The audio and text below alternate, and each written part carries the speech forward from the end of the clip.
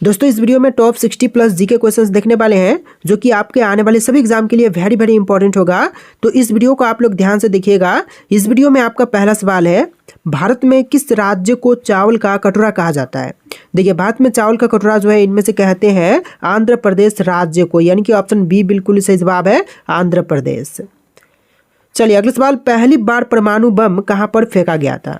तो पहली बार परमाणु बम जो है यह फेंका गया था हिरोशिमा में। ऑप्शन नंबर डी बिल्कुल सही जवाब है, हिरोशिमा में पहली बार परमाणु बम फेंका गया था।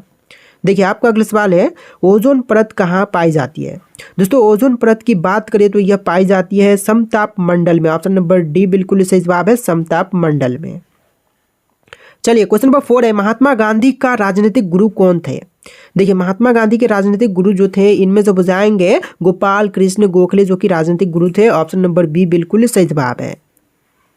देखिए क्वेश्चन नंबर 5 है, डेसिबल शब्द किससे संबंधित है। तो यहाँ पर डेसिबल होगा, ठीक है। डेसिबल शब्द जो है यह संबंधित है ध्वनि से। ऑप्शन नंबर सी बिल्कुल सही जवाब है, ध्वनि से इसका संबंध है। देखिए आपका अगला सवाल है, अंग महाजन पद की राजधानी कहाँ पर थी। दोस्तों अंग महाजन पद की राजधानी की बात करें तो यह था चंपा में। ऑप्शन नंबर डी बिल्कुल सही जवाब है, चंपा में। चलिए अगला सवाल, सात घाटी किस राज्य में स्थित है। असम, केरल, अरुणाचल प्रदेश या फिर तमिलनाडु में। तो इनमें से ऑप्शन नंबर बी बिल्कुल सही जवाब है, केरल राज्य में स्थित है सात घाटी। ऑप्शन का बी आपका बिल्कुल सही जवाब है। देखिए अगला सवाल, सुनामी का मुख्य कारण क्या है।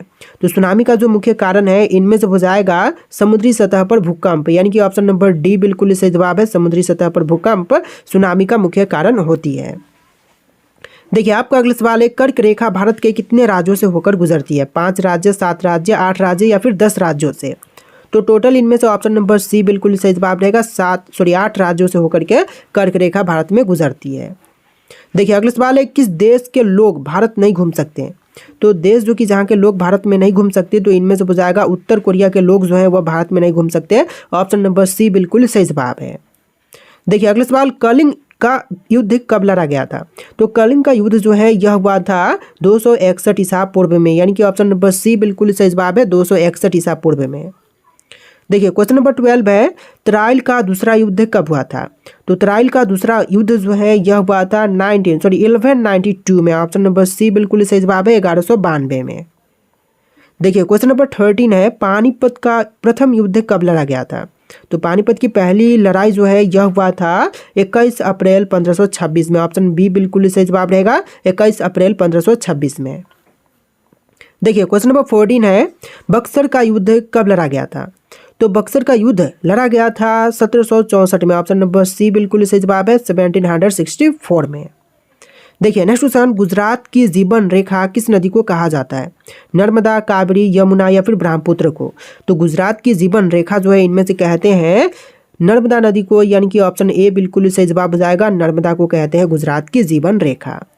देखिए आपका अगला सवाल है, भारत का तोता किसे कहा जाता है। भारत के तोता जो कि इनमें से कहे जाते हैं अमीर खुसरो को, यानी ऑप्शन डी बिल्कुल सही जवाब है, अमीर खुसरो को कहते हैं भारत का तोता।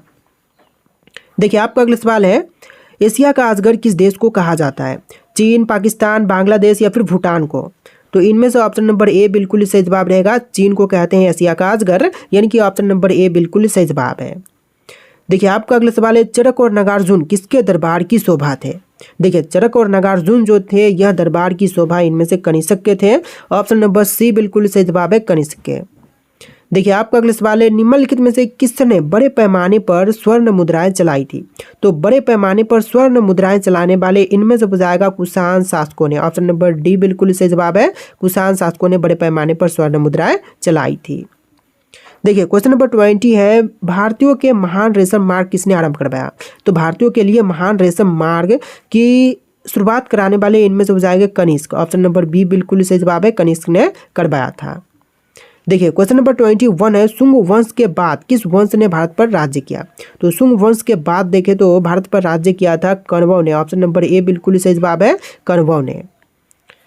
देखिए आपका अगला सवाल है, किस चीनी जर्नल ने कनिष्क को हराया था। देखिए चीनी जर्नल जिसने कनिष्क को हराया था तो इनमें से हो जाएगा पेन चाओ। ऑप्शन बी बिल्कुल सही जवाब है, पेन चाओ ने कनिष्क को हराया था। देखिए आपका अगला सवाल है, प्राचीन भारत में निम्न में से किस एक ने नियमित रूप से सोने के सिक्के चलाए थे? तो नियमित रूप से सोने के सिक्के चलाने वाले इनमें से हो जाएगा कुषाण शासक। ऑप्शन ए बिल्कुल सही जवाब है, कुषाण ने चलाया था। चलिए क्वेश्चन नंबर 24 है, तमिल का गौरव ग्रंथ जीवक चिंतामणि किससे संबंधित है? तो तमिल का गौरव ग्रंथ चिंतामणि जो है, जीवक चिंतामणि, यह संबंधित है जैन धर्म से। ऑप्शन नंबर डी बिल्कुल सही जवाब है, जैन धर्म से। चलिए क्वेश्चन नंबर 25 है, सास बहु मंदिर कहाँ पर स्थित है? उदयपुर, जोधपुर, असम या फिर केरल में? तो इनमें से ऑप्शन नंबर का ए बिल्कुल सही जवाब रहेगा, उदयपुर में सास बहु मंदिर स्थित है। ऑप्शन नंबर ए आपका बिल्कुल सही जवाब है। देखिए अगला सवाल, निम्नलिखित में से राजवंशों में किसका उल्लेख संगम साहित्य में नहीं हुआ है? तो संगम साहित्यों में उल्लेख नहीं, इनमें से हो जाएगा कदम का। ऑप्शन नंबर सी बिल्कुल सही जवाब है, कदम का। देखिए आपका अगला सवाल है, उस शासक का नाम क्या है जिसने विजय स्तंभ का निर्माण करवाया था? तो विजय स्तंभ का निर्माण करवाने वाले इनमें से हो जाएंगे राणा कुंभा, यानी कि ऑप्शन ए बिल्कुल सही जवाब है, राणा कुंभा ने विजय स्तंभ का निर्माण करवाया था। आप लोग वीडियो को ध्यान से देखिएगा और इस वीडियो को लाइक कर दीजिएगा दोस्तों। देखिए अगला सवाल, सेन वंश का संस्थापक था? तो सेन वंश का स्थापना करने वाले इनमें से बुझाएंगे सामंत सेन। ऑप्शन बी बिल्कुल सही जवाब है, सामंत सेन ने सेन वंश का स्थापना किया था। देखिए नेक्स्ट क्वेश्चन, पाल वंश का संस्थापक था? तो पाल वंश के संस्थापक जो है इनमें से बुझाएंगे गोपाल। ऑप्शन नंबर सी बिल्कुल सही जवाब है, गोपाल जो कि पाल वंश के संस्थापक हैं। देखिए अगला सवाल, अजय पाल संस्थापक थे किनके? अजमेर, भरतपुर, अलवर या फिर इनमें से कोई भी नहीं? तो अजय पाल जो कि संस्थापक थे इनमें से अजमेर के। ऑप्शन नंबर ए बिल्कुल सही जवाब हो जाएगा, अजमेर के संस्थापक थे।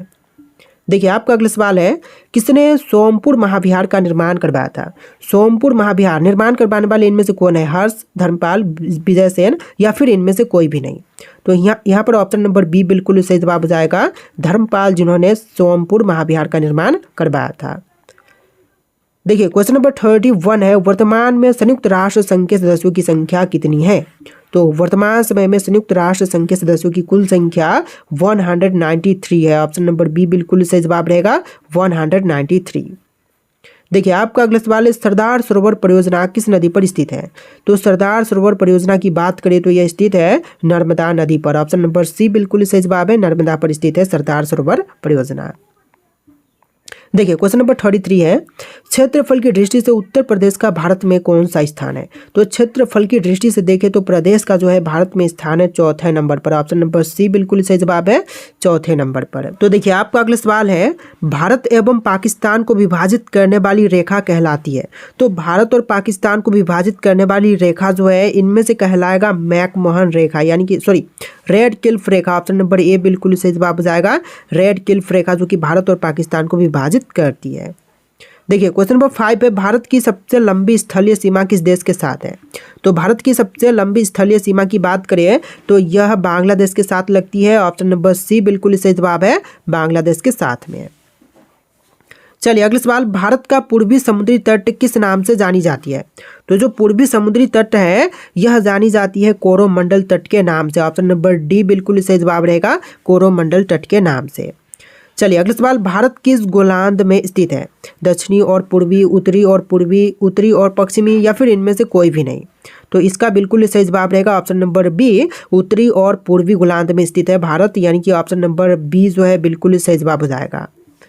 चलिए आपका अगला सवाल है, भारत की सबसे बड़ी सुरंग जवाहर सुरंग किस राज्य में अवस्थित है? तो जो सबसे बड़ी सुरंग है जवाहर सुरंग यह स्थित है जम्मू कश्मीर में। ऑप्शन नंबर सी बिल्कुल सही जवाब है, जम्मू और कश्मीर में।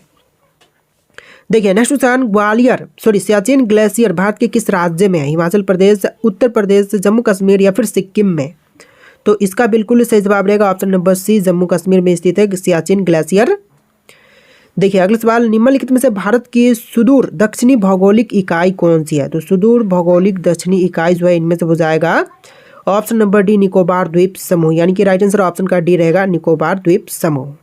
तो देखिए आपका अगला सवाल है, भारत का दक्षिणी नोक है, तो इनमें से कौन सी भारत की दक्षिणी नोक है? तो यह हो जाएगा केप कैमोरिन। शायद क्वेश्चन रिपीट हो रहा है, पहले भी हम इस वीडियो में देख चुके हैं, तो इसका बिल्कुल सही जवाब रहेगा केप कैमोरिन। देखिए क्वेश्चन नंबर 12 है, निम्नलिखित प्रमुख भारतीय नगरों में से कौन सा एक सबसे अधिक पूर्व की ओर अवस्थित है? तो सबसे पूर्व की ओर इनमें से हो जाएगा लखनऊ। ऑप्शन नंबर ए बिल्कुल सही जवाब है, लखनऊ में लखनऊ जो है वह पूर्व की ओर स्थित है। देखिए क्वेश्चन नंबर 14 है, उत्तर भारत में उप हिमालय क्षेत्र के सहारे फैले समतल मैदान को क्या कहा जाता है। दोस्तों उत्तर भारत में उप हिमालय क्षेत्र के नाम से फैले जो समतल मैदान है इसको कहते हैं भावर। ऑप्शन नंबर ए बिल्कुल सही जवाब है, भावर। देखिए आपका अगला सवाल है, भारत की उत्तरी सीमा पर स्थित पर्वत है। कौन सी पर्वत जो कि उत्तरी सीमा पर स्थित है। तो इनमें से हो जाएगा हिमालय पर्वत जो कि उत्तरी सीमा पर स्थित है। ऑप्शन बी बिल्कुल सही जवाब है। देखिए आपका अगला सवाल है, भारत के किस प्रदेश की सीमाएं 3 देशों नेपाल, भूटान एवं चीन से मिलती है। तो देखिए तीनों ही देश के साथ जो कि सीमा साझा करती है नेपाल, भूटान एवं चीन के साथ, तो इनमें से हो जाएगा सिक्किम राज्य। ऑप्शन नंबर डी बिल्कुल सही जवाब है, सिक्किम राज्य। देखिए आपका अगला सवाल है, भारत का सर्वोच्च पर्वत शिखर कौन सा है। तो सर्वोच्च पर्वत शिखर जो है इनमें से हो जाएगा Godwin Austen. Option number C बिल्कुल सही जवाब है, गॉडविन ऑस्टिन। देखिए अगला सवाल, भारत की कौन सी पर्वत श्रेणी न्यूनतम है। तो न्यूनतम जो कि इनमें से हो जाएगा हिमालय। ऑप्शन नंबर ए बिल्कुल सही जवाब है, हिमालय नवीनतम है। देखिए आपका अगला सवाल है, भारत में निम्नलिखित में से कौन सी पर्वत श्रेणी केवल एक राज्य में फैली हुई है। तो सिर्फ एक राज्य तक फैली हुई है, तो इनमें से हो जाएगा अजंता। ऑप्शन नंबर बी बिल्कुल सही जवाब है, अजंता। चलिए नेक्स्ट क्वेश्चन, अरावली पर्वत का सर्वोच्च शिखर क्या कहलाता है। तो अरावली पर्वत का जो सर्वोच्च शिखर है इनमें से कहलाएगा Guru Shikhar. Option number A बिल्कुल सही जवाब है, गुरु शिखर जो कि कहलाती है अरावली पर्वत का सर्वोच्च शिखर। देखिए क्वेश्चन नंबर 21 है, निम्नलिखित में से सबसे प्राचीन पर्वत श्रेणी कौन सी है। विंध्य, हिमालय, अरावली या फिर सतपुड़ा। तो इनमें से ऑप्शन नंबर सी बिल्कुल सही जवाब है, अरावली जो कि सबसे प्राचीन पर्वत श्रेणी है। देखिए अगला सवाल, तुर्जु दर्रा भारत के किस से जोड़ता है। तो भारत को किसके साथ में जोड़ता है तुर्जु दर्रा। तो यह जोड़ दिया म्यांमार के साथ में। ऑप्शन नंबर ए बिल्कुल सही जवाब है, तुर्जु दर्रा म्यांमार के साथ भारत को जोड़ती है। देखिए अगला सवाल, भारत की सबसे बड़ी वाह नदी है। तो इनमें से सबसे बड़ी वाह नदी कौन सी है। तो यह हो जाएगा गंगा जो कि सबसे बड़ी वाह नदी है, यानी कि प्रवाह चलने वाली बहने वाली नदी। देखिए क्वेश्चन नंबर 24 है, नर्मदा नदी का अधिकांश भाग भारत के किस राज्य में बहता है। तो नर्मदा का जो अधिकांश भाग है यह मध्य प्रदेश राज्य में बहती है। ऑप्शन नंबर ए बिल्कुल सही जवाब है, मध्य प्रदेश में। चलिए क्वेश्चन नंबर 25 है, निम्नलिखित में से किस नदी का उद्गम स्थल भारत में नहीं है। तो भारत में उद्गम स्थल नहीं है किन के, चिनाब, रावी, सतलुज या फिर व्यास। तो इनमें से ऑप्शन नंबर बी बिल्कुल सही जवाब है, रावी नदी का उद्गम जो है वह भारत देश में नहीं है। देखिए अगला सवाल, भारत की सबसे बड़ी मीठे जल की झील कौन सी है। तो सबसे बड़ी मीठे जल की झील जो है इनमें से हो जाएगा वुल्लर झील। ऑप्शन नंबर सी बिल्कुल सही जवाब है, वुल्लर झील। देखिए नेक्स्ट क्वेश्चन, उत्तर पूर्वी भारत की सबसे बड़ी झील लोकटक किस राज्य में स्थित है। तो उत्तर पूर्वी भारत की जो सबसे बड़ी झील है लोकटक, यह स्थित है मणिपुर राज्य में। ऑप्शन बी बिल्कुल सही जवाब है, मणिपुर राज्य में। देखिए नेक्स्ट क्वेश्चन, भारत में ताजे जल की सबसे बड़ी झील वुल्लर किस राज्य में स्थित है। तो ताजे जल की जो सबसे बड़ी झील है वुल्लर झील, यह स्थित है जम्मू कश्मीर में। ऑप्शन नंबर बी बिल्कुल सही जवाब है, जम्मू कश्मीर में। देखिए आपका अगला सवाल है, भारत की प्रसिद्ध लैंगून झील है कहाँ पर, कौन सी। तो लैंगून झील जो कि सबसे प्रसिद्ध है इनमें से हो जाएगा चिल्का झील। ऑप्शन बी बिल्कुल सही जवाब है, चिल्का झील जो कि लैंगून झील है। देखिए क्वेश्चन नंबर 30 है, भारत के किस राज्य में फुलहर झील स्थित है। तो फुलहर झील जो है यह उत्तर प्रदेश में है। ऑप्शन नंबर डी बिल्कुल सही जवाब है, यूपी में।